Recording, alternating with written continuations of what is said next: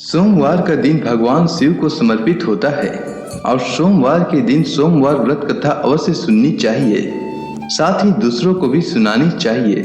इससे भगवान शिव अति प्रसन्न होते हैं और सभी मनोकामना पूर्ण करते हैं। तो चलिए सुनते हैं सोमवार व्रत कथा। एक बहुत धनवान साहूकार था जिसके घर धन आदि किसी प्रकार की कमी नहीं थी, परंतु उसको एक दुख था कि उसके कोई पुत्र नहीं था। वह इसी चिंता में दिन रात रहता था और वह पुत्र की कामना के लिए प्रति सोमवार को शिव जी का व्रत और पूजन किया करता था तथा सायंकाल को शिव मंदिर में जाकर के शिव जी के श्री विग्रह के सामने दीपक जलाया करता था। उसके इस भक्ति भाव को देखकर पार्वती जी ने शिव जी महाराज से कहा, महाराज, यह साहूकार आपका अनन्य भक्त है और सदैव आपका व्रत और पूजन बड़ी श्रद्धा से करता है। इसकी मनोकामना पूर्ण करनी चाहिए। शिव जी ने कहा, हे पार्वती, यह संसार कर्म क्षेत्र है। जैसे किसान खेत में जैसा बीज बोता है वैसा ही फल काटता है, उसी तरह इस संसार में जैसा कर्म करते हैं वैसा ही फल भोगते हैं। पार्वती जी ने अत्यंत आग्रह से कहा, महाराज, जब यह आपका अनन्य भक्त है और इसको अगर किसी प्रकार का दुख है तो उसको अवश्य दूर करना चाहिए, क्योंकि आप सदैव अपने भक्तों पर दयालु होते हैं और उनके दुखों को दूर करते हैं। यदि आप ऐसा नहीं करेंगे तो मनुष्य आपकी सेवा तथा व्रत क्यों करेंगे। पार्वती जी का ऐसा आग्रह देख शिव जी महाराज कहने लगे, हे पार्वती, इसके कोई पुत्र नहीं है। इसी चिंता में यह अति दुखी रहता है। इसके भाग्य में पुत्र न होने पर भी मैं इसको पुत्र की प्राप्ति का वर देता हूं, परंतु यह पुत्र केवल 12 वर्ष तक जीवित रहेगा। इसके पश्चात वह मृत्यु को प्राप्त हो जाएगा। इससे अधिक मैं और कुछ इसके लिए नहीं कर सकता। यह सब बातें साहूकार सुन रहा था। इससे उसको न तो कुछ प्रसन्नता हुई और न ही कुछ दुख हुआ। वह पहले जैसा ही शिव जी महाराज का व्रत और पूजन करता रहा। कुछ काल व्यतीत हो जाने पर साहूकार की स्त्री गर्भवती हुई और 10वें महीने उसके गर्भ से अति सुंदर पुत्र की प्राप्ति हुई। साहूकार के घर में बहुत खुशियां मनाई गई, परंतु साहूकार ने उसकी केवल 12 वर्ष की आयु जान कोई अधिक प्रसन्नता प्रकट नहीं की और न ही किसी को इसके बारे में बताया। जब वह बालक 11 वर्ष का हो गया तो उस बालक की माता ने उसके पिता से विवाह आदि के लिए कहा, तो वह साहूकार कहने लगा कि मैं अभी इसका विवाह नहीं करूंगा, अपने पुत्र को काशी जी पढ़ने के लिए भेजूंगा। फिर साहूकार ने अपने साले अर्थात बालक के मामा को बुलाकर उसको बहुत सा धन देकर कहा कि तुम बालक को काशी जी पढ़ने के लिए ले जाओ और रास्ते में जिस स्थान पर भी जाओ यज्ञ करते हुए ब्राह्मणों को भोजन कराते जाओ। वह दोनों मामा भांजे यज्ञ करते और ब्राह्मणों को भोजन कराते जा रहे थे। रास्ते में उनको एक शहर पड़ा। उस शहर में राजा की कन्या का विवाह था और दूसरे राजा का लड़का जो विवाह कराने के लिए बारात लेकर आया था वह एक आंख से काना था। उसके पिता को इस बात की बड़ी चिंता थी कि कहीं वर को देख कन्या के माता पिता विवाह में किसी प्रकार की अड़चन पैदा न कर दें। इस कारण जब उन्होंने अति सुंदर सेठ के लड़के को देखा तो मन में विचार किया कि क्यों न दरवाजे के समय इस लड़के से वर का काम चलाया जाए। ऐसा विचार कर वर के पिता ने उस लड़के और मामा से बात की तो वे दोनों राजी हो गए।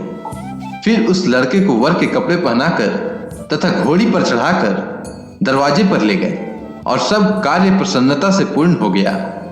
फिर वर के माता पिता ने सोचा कि यदि विवाह कार्य भी इसी लड़के से करा लिया जाए तो क्या बुराई है। ऐसा विचार कर लड़के और उसके मामा से कहा, यदि आप फेरों का और कन्या दान के काम को भी करा दें तो आपकी बड़ी कृपा होगी और मैं इसके बदले में आपको बहुत सा धन दूंगा। तो उन्होंने स्वीकार कर लिया और विवाह कार्य भी बहुत अच्छी तरह से संपन्न हो गया। परंतु जिस समय लड़का जाने लगा तो उसने राजकुमारी की चुंदड़ी के पल्ले पर लिख दिया कि तेरा विवाह तो मेरे साथ हुआ है, परंतु जिस राजकुमार के साथ भेजेंगे वह एक आंख से काना है और मैं काशी जी पढ़ने जा रहा हूँ। लड़के के जाने के पश्चात उस राजकुमारी ने जब अपनी चुंदड़ी पर ऐसा लिखा हुआ पाया तो उसने राजकुमार के साथ जाने से मना कर दिया और कहा कि यह मेरा पति नहीं है। मेरा विवाह इसके साथ नहीं हुआ है, वह तो काशी जी पढ़ने गया है। राजकुमारी के माता पिता ने अपनी कन्या को विदा नहीं किया और बारात वापस चली गई। उधर सेठ का लड़का और उसका मामा काशी जी में पहुंच गए। वहां जाकर उन्होंने यज्ञ करना और लड़के ने पढ़ना शुरू कर दिया। जब लड़के की आयु 12 साल की हो गई, उस दिन उन्होंने यज्ञ रचा रखा था कि लड़के ने अपने मामा से कहा, मामा जी आज मेरी तबीयत कुछ ठीक नहीं है। मामा ने कहा कि अंदर जाकर सो जाओ। लड़का अंदर जाकर सो गया और थोड़ी देर में उसके प्राण निकल गए। जब उसके मामा ने आकर देखा कि वो मुर्दा पड़ा है तो उनको बड़ा दुख हुआ और उन्होंने सोचा कि अगर मैं अभी रोना पीटना मचा दूंगा तो यज्ञ का कार्य अधूरा रह जाएगा। अतः उसने जल्दी से यज्ञ का कार्य समाप्त कर ब्राह्मणों के जाने के बाद रोना पीटना आरंभ कर दिया। संयोगवश उसी समय शिव पार्वती उधर से गुजर रहे थे। जब उन्होंने जोर जोर से रोने की आवाज सुनी तो पार्वती जी ने कहा, महाराज कोई दुखिया रो रहा है, इसके कष्ट को दूर कीजिए। जब शिव पार्वती ने पास जाकर देखा तो वहां एक लड़का मुर्दा पड़ा था। पार्वती जी कहने लगी, महाराज यह तो उसी सेठ का लड़का है जो आपके वरदान से हुआ था। शिव जी कहने लगे, हे पार्वती, इसकी आयु इतनी ही थी, सो यह भोग चुका। तब पार्वती जी ने कहा, हे महाराज, इस लड़के को और आयु दीजिए, नहीं तो इसके माता पिता तड़प तड़प कर मर जाएंगे। पार्वती जी के बार बार आग्रह करने पर शिव जी ने उसको जीवन वरदान दिया और शिव जी महाराज की कृपा से लड़का जीवित हो गया। शिव पार्वती कैलाश पर्वत पर चले गए। तब वह लड़का और मामा उसी प्रकार यज्ञ करते तथा ब्राह्मणों को भोजन कराते हुए अपने घर की ओर चल पड़े। रास्ते में उसी शहर में आए जहां उसका विवाह हुआ था। वहां पर आकर उन्होंने यज्ञ आरंभ किया तो उस लड़के के ससुर ने उसको पहचान लिया और अपने महल में ले जाकर उसकी बड़ी खातिर की। साथ ही बहुत दास दासियों सहित आदर पूर्वक लड़की और जमाई को विदा किया। जब वह अपने शहर के निकट आए तो मामा ने कहा कि मैं पहले तुम्हारे घर जाकर खबर कर लेता हूं। जब उस लड़के का मामा घर पहुंचा तो लड़के के माता पिता घर की छत पर बैठे थे और यह प्रण कर रखा था कि यदि हमारा पुत्र सकुशल लौट आया तो हम राजी खुशी नीचे आ जाएंगे, नहीं तो छत से गिरकर अपने प्राण त्याग देंगे।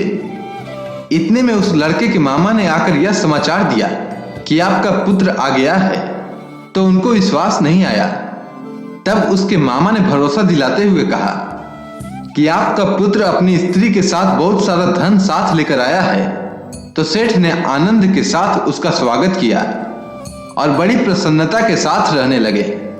इसी प्रकार से जो कोई भी सोमवार के व्रत को धारण करता है अथवा इस कथा को पढ़ता या सुनता है, उसकी समस्त मनोकामनाएं पूर्ण होती है। अगर आपको यह कथा अच्छी लगी हो तो कमेंट सेक्शन में ओम नमः शिवाय लिखना ना भूलें। धन्यवाद।